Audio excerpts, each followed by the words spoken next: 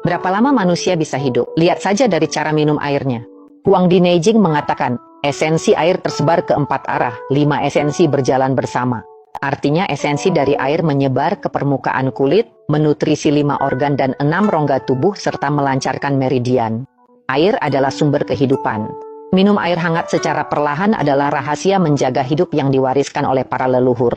Dengarkan aku jelaskan 5 cara salah minum air yang bisa membawa maut, maka kamu akan mengerti kenapa para lansia yang panjang umur bisa hidup puluhan tahun lebih lama darimu. Dosa pertama, minum air tanpa aturan. Semuanya tergantung suasana hati dan asal-asalan. Pagi-pagi kamu buru-buru naik kereta tanpa minum air, sore sibuk mengetik sampai lupa minum, malamnya makan hotpot, lalu menenggak sebotol besar cola. Ini bukan minum air, tapi mempermainkan nyawa sendiri. Huang Di Neijing menyatakan, minum teratur, air diminum sesuai urutan, artinya ada ritme dan aturan. Pagi hari, segelas air hangat membangunkan organ tubuh. Lansia panjang umur minum air saat bangun tidur, sebelum makan, setelah makan siang, dan sebelum tidur. Waktu ini lebih tepat dari jam, bukan karena tidak ada kerjaan, tapi mengikuti ritme alam dan mengumpulkan energi. Kalau minum air tidak memperhatikan ritme, cepat atau lambat tubuh akan kehilangan keseimbangan. Dosa kedua, menganggap air es sebagai minuman dan menganggap hawa dingin sebagai teman.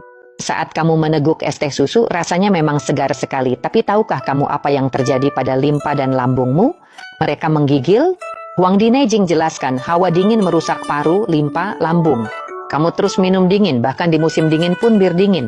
Tak heran tubuhmu bermasalah di usia awal 30-an. Paru terperangkap dingin, energi positif tak bisa turun, seperti api kecil dipadamkan air es, seluruh tubuh lemas tak bertenaga. Jangan kira sekarang kamu masih kuat. Hawa dingin di dalam tubuh itu seperti bom waktu, cepat atau lambat akan meledak dan menimbulkan masalah kesehatan. Saat muda, menikmati dingin memang menyenangkan sesaat, tapi saat tua, penderitaannya bisa berlangsung 10 tahun. Dosa ketiga, hanya minum air saat merasa haus, sama dehidrasi kronis. Seperti yang dikatakan dalam Huang Di Neijing, sering ingin membasahi mulut tanpa merasa haus. Artinya, minum air harus sering dan perlahan, bukan menunggu tubuh memberi alarm menenggak air. Menahan haus sampai mulut kering dan pandangan berkunang-kunang membuat tubuh kekurangan cairan. Cairan tubuh diperas habis, sering lelah dan mengantuk, 8 dari 10 kasus karena kekurangan air dan energi vital. Para lansia berumur 100 tahun tahu pentingnya minum segelas air hangat di pagi hari untuk menghangatkan tubuh dan melembabkan organ dalam. Bagaimana denganmu? Begitu bangun tidur main ponsel, minum kopi dan minuman dingin, tubuhmu seperti padang pasir tandus. Jangan tunggu haus baru minum air, sama seperti menambal perahu bocor. Makna sejati minum air adalah melembabkan tubuh secara halus dan tanpa terasa. Dosa keempat, air putih tidak enak, sengaja diberi pewangi pewarna. Kamu bilang air putih hambar, tapi semua minuman enak itu air gula pewangi buatan.